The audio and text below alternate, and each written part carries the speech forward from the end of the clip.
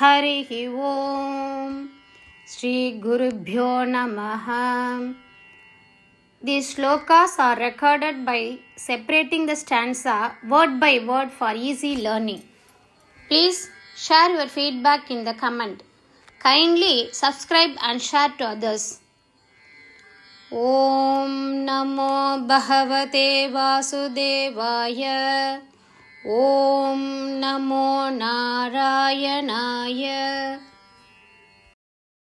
श्रीमन्नारायणीयं दशकं 37 श्लोका 4.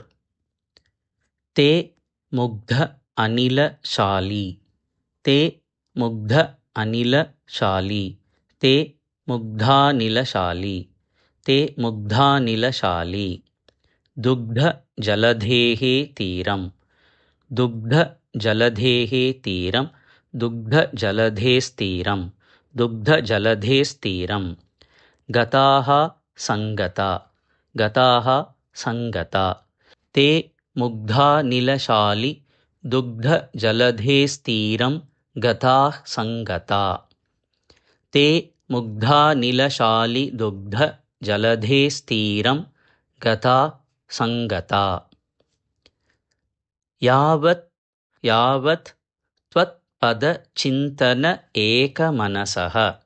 त्वत्पदचिन्तन एकमनसः. तावत् स पाथोजभूः.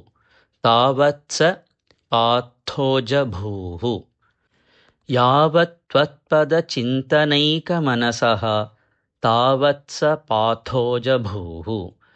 यावत् त्वत्पदचिन्तनैकमनसः तावत् स पाथोजभूः. ते मुग्धानिलशाली दुग्धजलधेस्तीरं गताः संगता. यावत् त्वत्पदचिन्तनैकमनसस्तावत् स पाथोजभूः. ते मुग्धानिलशाली दुग्धजलधेस्तीरं गताः संगता. यावत् त्वत्पदचिन्तनैकमनसस्तावत् स पाथोजभूः. त्वद्वाचं हृदये निशम्य. त्वद्वाचं हृदये निशम्य सकलान् आनन्दयन् ऊचिवान्. आनन्दयन् ऊचिवान्. आनन्दयन्नूचिवान्. आनन्दयन्नूचिवान्. त्वद्वाचं हृदये निशम्य सकलान् आनन्दयन्नूचिवान्.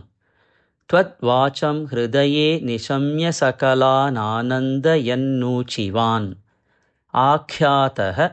आख्यातः परमात्मना स्वयं. परमात्मना स्वयं. अहं वाक्यं तत् आकर्ण्यतां.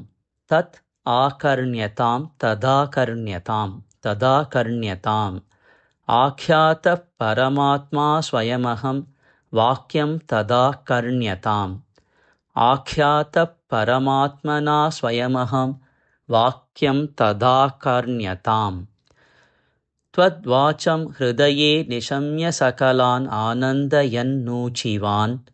आख्यातः परमात्मना स्वयमहं वाक्यं तदाकर्ण्यताम्. त्वद्वाचं हृदये निशम्य सकलान् आनन्दयन्नूचिवान्. आख्यातः परमात्मना स्वयमहं वाक्यं तदाकर्ण्यताम्. ते मुग्धानिलशाली दुग्धजलधेस्तीरं गताः संगता.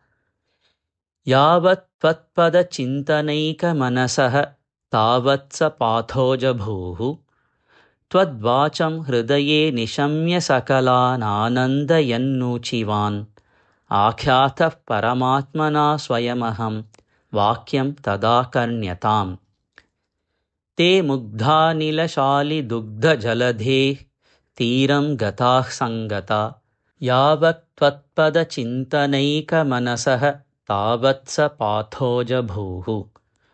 त्वद्वाचं हृदये निशम्य सकलान् आनन्दयन्नूचिवान्. आख्यातः परमात्मना स्वयमहं वाक्यं तदाकर्ण्यताम्. ते मुग्धानिलशालिदुग्धजलधेः तीरं गताः सङ्गता यावत् त्वत्पदचिन्तनैकमनसः तावत् स पाथोजभूः त्वद्वाचं हृदये निशम्य सकलान् आनन्दयन्नूचिवान् आख्यातः परमात्मना स्वयमहं वाक्यं तदाकर्ण्यताम् ते मुग्धानिलशालिदुग्धजलधेः तीरं गताः सङ्गता यावत् त्वत्पदचिन्तनैकमनसः तावत् स पाथोजभूः त्वद्वाचं हृदये निशम्य सकलान् आनन्दयन्नूचिवान् आख्यातः परमात्मना स्वयमहं वाक्यं तदाकर्ण्यताम्